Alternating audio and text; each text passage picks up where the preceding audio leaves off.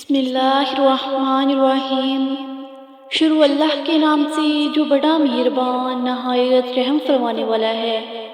السلام علیکم ورحمۃ اللہ وبرکاتہ۔ دوستو، دریائے نیل میں کشتی چلانے والے ایک ملح کا بیان ہے کہ ایک دن ایک بہت ہی نورانی چہرے والے بزرگ میرے پاس آئے اور فرمایا کہ کیا تم مجھے اللہ کے نام پر دریا کے پار اتار دو گے؟ میں نے عرض کیا کہ ہاں۔ وہ بزرگ میری کشتی میں سوار ہو گئے اور میں نے انہیں دریا کے پار اتار دیا۔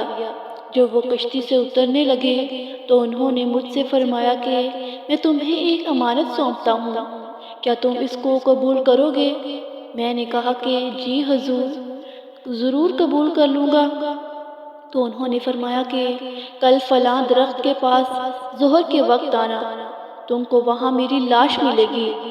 تم مجھ کو غسل دینا اور میرے سرہانے جو کفن تم کو ملے اس کو مجھے پہنا کر اسی درخت کے نیچے دفن کر دینا، اور میری گدڑی اور عصا اور مشک کو اپنے پاس رکھنا، اور جو شخص ان تینوں چیزوں کے طلب کرنے کے لیے تمہارے پاس آئے اس کو یہ سامان دے دینا۔ ملح کا بیان ہے کہ میں ان بزرگ کی وصیت کو بھول گیا اور بجائے ظہر کے عصر کے وقت مجھے خیال آیا تو میں اس درخت کے پاس حاضر ہوا تو واقعی ان بزرگ کو مردہ حالت میں پایا۔ میں نے وصیت کے مطابق ان کو کفن پہنایا، اس میں مشک کی خوشبو آ رہی تھی۔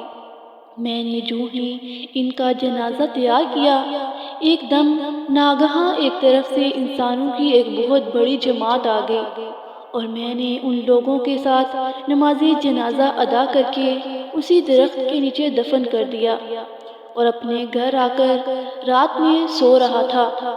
صبح سویرے ہی ایک جوان جو ناچنے گانے والے بانڈ کا لڑکا تھا میرے پاس آیا، نہایت ہی باریک کپڑے پہنے ہوئے، ہاتھوں میں مہندی لگی ہوئی اور بغل میں ستار دبائے میرے سامنے کھڑا ہو گیا اور میں نے اس کے سلام کا جواب دیا۔ پھر اس نے مجھ سے دریافت کیا کہ فلاں بن فلاں تم ہی ہو؟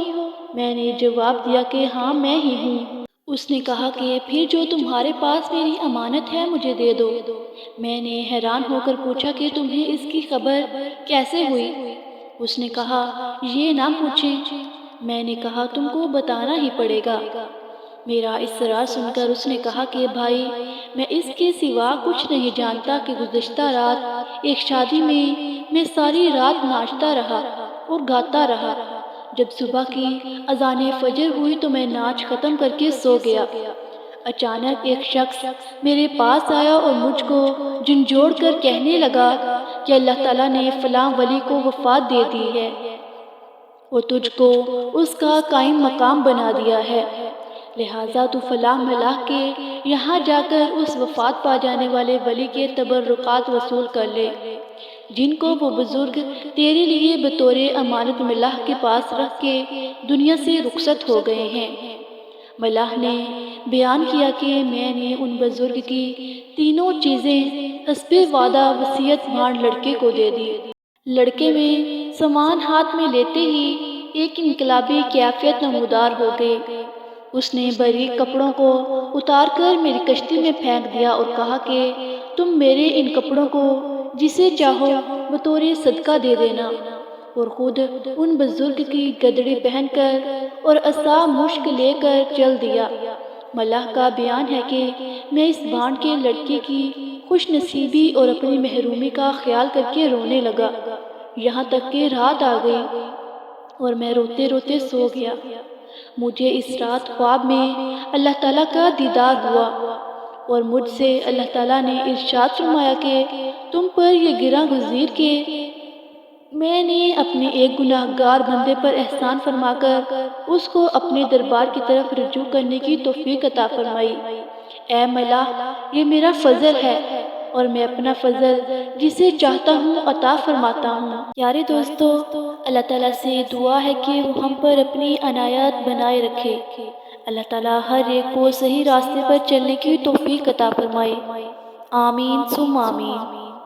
دوستو اگر آپ کو ہماری ویڈیو اچھی لگی ہو تو ہمارے چینل کو لائک کریں، سبسکرائب کریں، شیئر کریں اور ساتھ لگے بیل آئیکن کے بٹن کو پریس کریں تاکہ ہر نئی آنے والی ویڈیو آپ تک بآسانی پہنچ سکے۔